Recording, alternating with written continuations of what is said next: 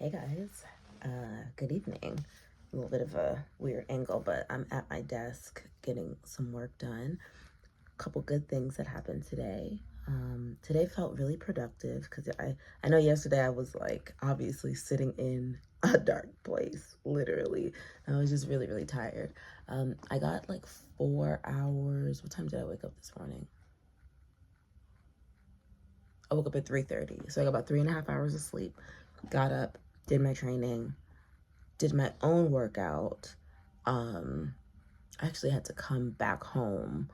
I had some coffee, then did my workout, ran some errands, picked up some food from one of my best friends. She made me some beef and broccoli, which I'm about to go have a second helping of in a second. Went to my storage unit. I got a lot done in like between 3:30 when I woke up and what time did I come back? 2 o'clock. And then at 3, I was like, I'm gonna take a nap because I was exhausted and obviously I didn't get like 8 hours of sleep. So I was like, cool, I'll take a nap. And I laid on the floor of my bedroom because I was like, if I lay on the floor, then I'm not gonna take a long nap because it will be uncomfortable. The gotcha is I did that anyway. So I ended up sleeping for about 3.5 hours. Which is good. It kind of evens out, right? I got like 3.5 hours on the on the front end, and then about 3.5 hours on the back end. So that's like 7 hours. We take what we can get. So then that was after I ate some of the beef and broccoli that Nicolette made, and it was delicious. And immediately, I knew I was going to be tired after I ate it, so I planned to take a nap. But I put my phone on Do Not Disturb, which I usually don't do, but I was so tired and I was already getting so many notifications, and I was like, listen, what gets done when I get up is what gets done because I needed to get some rest. So I took a nap on the floor. Honestly, it wasn't terrible once I found the right position. Got back up, took care of a couple of things, cleaned some things up because my room is kind of looking crazy right now. I have some clothes on the bed I'm going to fold before bed. But I really wanted to kind of share just like a quick process that I do every day. So in previous entries, I've mentioned loosely like the audit. Don't mind my hair. Like I said, I was sleeping on the floor, but something that I call like the audit, my daily, weekly, and monthly process of reviewing what I'm doing, how it's going, what my goals are, and how I'm getting there. So every day, I have my charcuterie business. I own my own business. So every day I update my physical calendar. I am a physical calendar girl. I absolutely have to write it down. Yes, I'll put it in my Google Calendar, but I live by what I write down because it helps me remember it. There's never any confusion about if I did or did not put something in the right date. No technical difficulties. It's literally written right here in my planner. I've actually been purchasing the same planner every year for like 6 years now, but unfortunately I get this from Target. So obviously I got mine last year before. I usually buy them a couple months before, so I transition easily because sometimes I have orders a few months ahead, but I haven't purchased one, so I need to get a new one. Fortunately, this company, the Day Designer, they are available on their website, and other stores as well, so I'll just get another one of those. But I get the same one. I don't really use the daily, like the days on here. Let me show you. So there's a month view. I'm trying to show you a clean month. Okay, there's a month view, right? Cool. And then there's the daily view here. I don't really use the daily view because I don't have enough room to write all the things that I need to write. The schedule is pretty long. It's a 6 a.m. to 8 o'clock day, but if this is not your first time here, you can probably understand why that doesn't work for me. If I'm getting up at 3 o'clock in the morning and my first training is at 5, I don't have the schedule, and I'm not a fan of scratching out, writing over, things like that really overstimulate me when I have things written down. I like it to try to be as organized as possible. So I use the monthly view so that I have my month at a glance. So here's an example of a previous month, right? So I write down like when I have orders. As you can see, the end of the week is heavier for me. This was December of last year. So I write down each of the orders that I have. I cross them off when I finish them, and then I cross out the day. And I check that every single day, and I update it with the orders, right? Okay, cool. And that's not just orders, that's training, that's, you know, any big major events that's happening, I just put it in there. That's kind of like the base. Then if I have time, if it makes sense, I'll update it onto my Google Calendar, but this I kind of live by. So if it's not in Google Calendar, that's not the end of the world for me. It must go in here. So every single night I update that. I go on my website, which I'm looking at right now on Shopify. I go through all of the orders, even the orders that I've already updated on here. I go through all of them just to make sure there is no user error, that I didn't put anything down that was on the wrong date, or that there were no changes, which happens. So for example, I have a client tomorrow that I'm delivering 3 boards to. The original request was for one of them to be a dessert board. They changed that request for all of them to be traditional charcuterie.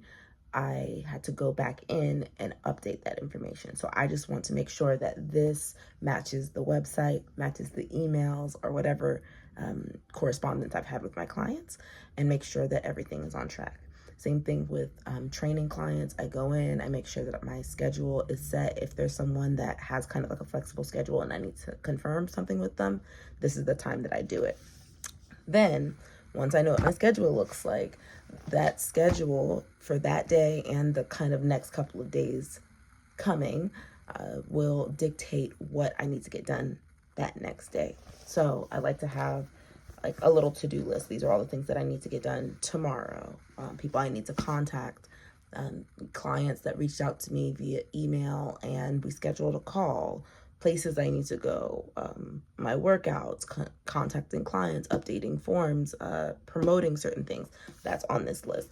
Now, I'm not gonna lie, usually it's a lot more full than this, but I have, the more deliveries I have, the fewer additional items outside of deliveries I can place on this list. So for context, the deliveries that I have are literally taking up this small space. I have to do all of this outside of that. And so then what I do is if I have to go to the store or if I have to go run errands, I'll do a separate list of individual items and things that I need to make sure that I'm picking up, places that I'm stopping, notes so that nothing gets forgotten. There's a lot of small details and things that I need to remember, and time is of the essence. So once I have that, that means I know what my obligations are, right? My obligations are my clients, my deliveries, my business, if there's a payment or a schedule or a meeting, those are my obligations. Outside of those obligations, there's my to-dos that are directly correlated to those obligations. So the delivery itself is different than shopping for the ingredients, making the boards, traveling. Those are separate tasks that need to be scheduled, but are still very important to making sure that those non-negotiables get taken care of. Then outside of that, for the next day, I ask myself, what about the next 2 days? Are there any things that I need to get done for tomorrow that I also need to get done for the next day? So if I need to go to Home Depot and pick up boards or pick up anything, whatever, if I need to go to the store and get something for a Friday delivery, do I also need that same thing on Saturday and Sunday? If so, let me add that number to the list so I only have to make one trip, and that will make my future days run a little bit more smoothly and also give me a little bit of wiggle room in the event that something goes wrong or I have to change something, that I have a backup. And trust me, after the other day, that skill comes in handy because I'm able to pivot quickly because I'm trying to stay ahead of what could happen. And that has served me well most times in the past. So now, once I have those things, right, this is just like a concept of a plan. This is not an actual plan for the day. This is like, okay, this is what I want to do. This is what I know I need to get done. The next step, which is like one of the most important, is finalizing and actually creating a plan. So I haven't created my schedule for tomorrow just yet, but I just want to show you an example of a day that I've done it. Sorry, I usually rip them out, so I'm trying to see if I have any days that are just in here. So I'll rip them out because I don't like too many pieces of paper with things on them. I like a clear notebook. Let's see. Maybe it's this one. Yeah, okay, so here's one that it looked like I started and then, okay, here's an example. So you see what I mean about this other planner, like starting at 6. I write them out in increments. I don't know what's on here actually. Okay, nothing personal. Okay, so I'll put 3 o'clock. 3 o'clock is the time I want to wake up. I'll put when I'm at the gym, when I need to come back, prep for prepping for my client, training that client, update the notes on the app. I write all of those things down and I schedule them out, right? Then this is like an unscheduled time. So this is an example of a day that I don't have something specific planned, and maybe that's a time where I start to insert some of those tasks and to-dos outside of those obligations. I always write the obligations first, and then I take my task list, my things that I want to complete, and then I figure how much time will it take me to get that thing done, and where in my schedule do I have that gap available. That way I'm actually planning to get those things done, so that I don't look up and I'm like, oh, where did the day go? Actually, the day goes in general because I do pack my schedule quite full. But I'm trying to see if I have another example for you. Here's another day where I wrote out what I need to shop for and I was planning out my day. Now, sometimes I'll start and something will change and I'll just do a different one. Yeah, see, another day. This has been my system for, not joking you, years, like probably over a decade that I've been doing this same thing. I write the time down. Some days I get to sleep in. To this day, I got to sleep until 5, so that my day started at 5 that day.